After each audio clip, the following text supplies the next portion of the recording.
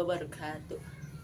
Pada episode kali ini, aku akan menanyakan beberapa orang, khususnya anak-anak, untuk mencari tahu apakah mereka paham tentang kedaulatan.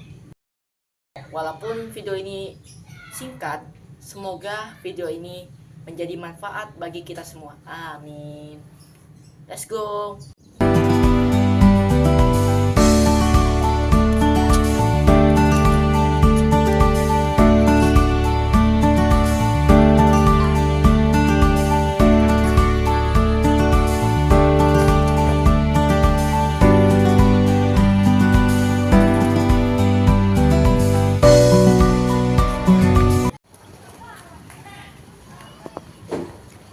Guys, ada dua anak tuh di situ. Mari kita tanya apakah mereka tahu tentang kedaulatan. Halo, Assalamualaikum. Nama saya Raffi. Saya seorang content creator. Saya izin ya bertanya apakah kalian tahu kedaulatan itu apa? Pertama-tama, bolehkah kalian mengenalkan nama-nama kalian? Nama saya Muhammad Ferdi Rizky. Saya Rizky Faryadi. Oke, lanjut saja. Apakah kalian tahu apa itu kedaulatan? Kata kedaulatan itu berasal dari kata daulah yang artinya kekuasaan tertinggi. Pengertian kedaulatan itu kekuasaan yang tertinggi untuk membuat undang-undang dan melaksanakannya dengan cara tertentu. Itu juga kedaulatan memiliki 4 sifat, yaitu yang pertama asli, artinya kekuasaan itu tidak berasal dari kekuasaan yang tertinggi lainnya. 2, permanen, artinya kekuasaan itu tetap ada selama negara itu berdiri walaupun pemerintahan sudah berganti.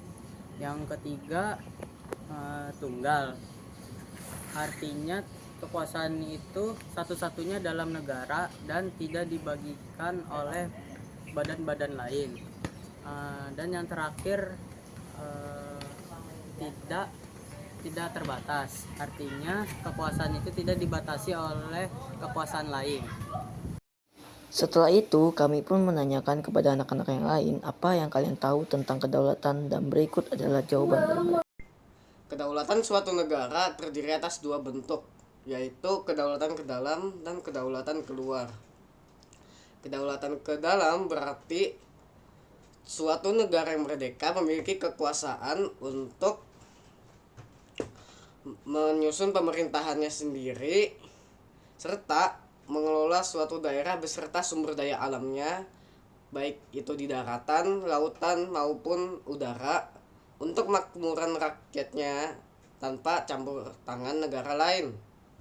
Sementara yang kedaulatan keluar artinya kekuasaan suatu negara untuk berhubungan dan menjalin kerjasama dengan negara lain tanpa terikat oleh suatu kekuatan apapun, seperti membuat perjanjian dan jenis-jenis lain sebagainya. Teori kedaulatan memiliki 5 teori. Yang pertama yaitu teori kedaulatan Tuhan. Pelopor teori ini adalah Augustinus, F. Hegel, Thomas Aquino, dan F. J. Stahl. Yang kedua yaitu teori kerajaan, yaitu pelopor utamanya adalah Niccolo Machiavelli. Yang ketiga yaitu teori kedaulatan negara yang berkembang di negara-negara komunis. Pelopor-pelopornya antara lain adalah Jean Bodin, F. Hegel, G. Jelinek, dan Paul Laban. Yang keempat yaitu teori kedaulatan hukum. Pelopor teori ini adalah Hugo de Groot, Crabbe, Immanuel, dan Leon Duguin. Yang kelima yaitu yang utama, teori kedaulatan rakyat. Pelopor-pelopor teori ini adalah J.R. Russell, Johannes, John Locke, dan pelopor-pelopor lainnya.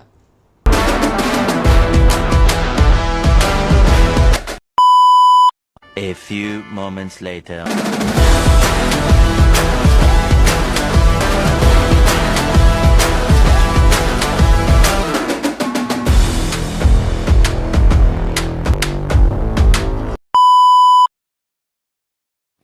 Sejarah kedaulatan di Indonesia ada 5 masa, yaitu 1. Masa Kerajaan Nusantara.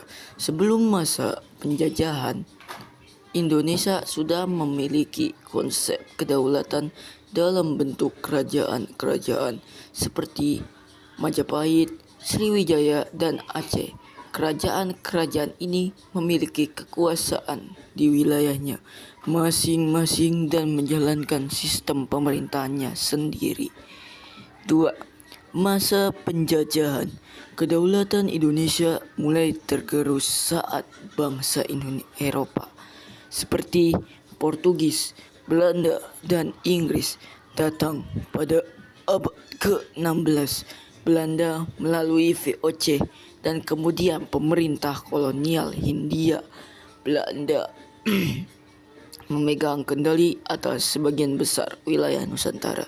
Perlawanan terhadap penjajah seperti Diponegoro, Imam Bonjol, dan Patimura menunjukkan keinginan untuk mempertahankan kedaulatan. Ketiga, Proklamasi Kemerdekaan tahun 1945. Setelah penjajahan selama lebih dari 350 tahun, Indonesia memproklamasikan kemerdekaannya pada 17 Agustus 1945. Proklamasi ini menandai kedaulatan Indonesia sebagai negara yang merdeka. Namun perjuangannya belum berakhir karena Belanda berusaha kembali menguasai Indonesia yang memicu konflik hingga pengakuan kedaulatan secara internasional pada konferensi Meja Bundar pada tahun 1949. 4. Masa pasca kemerdekaan. Kedaulatan Indonesia diuji dengan berbagai tantangan, termasuk pemberontakan internal seperti DI, TII, dan PRII atau Permesta, serta invasi asing seperti konfrontasi dengan Belanda di Papua dan Inggris Malaysia. Namun pemerintah berhasil mempertahankan integritas wilayah. 5. Era reformasi tahun 1988 sampai sekarang. Setelah berakhirnya Orde Baru, Indonesia memasuki era reformasi dengan memperkuat kedaulatan rakyat melalui demokrasi, desentralisasi, dan penegakan hak asasi manusia. Kedaulatan juga diperjuangkan dalam konteks global melalui diplomasi, misalnya dalam kasus perbatasan dan pengelolaan sumber daya alam. Mungkin segini saja, karena waktu sudah berlalu dan tugas kami masih banyak. Sampai jumpa lagi. Wassalamualaikum warahmatullahi wabarakatuh.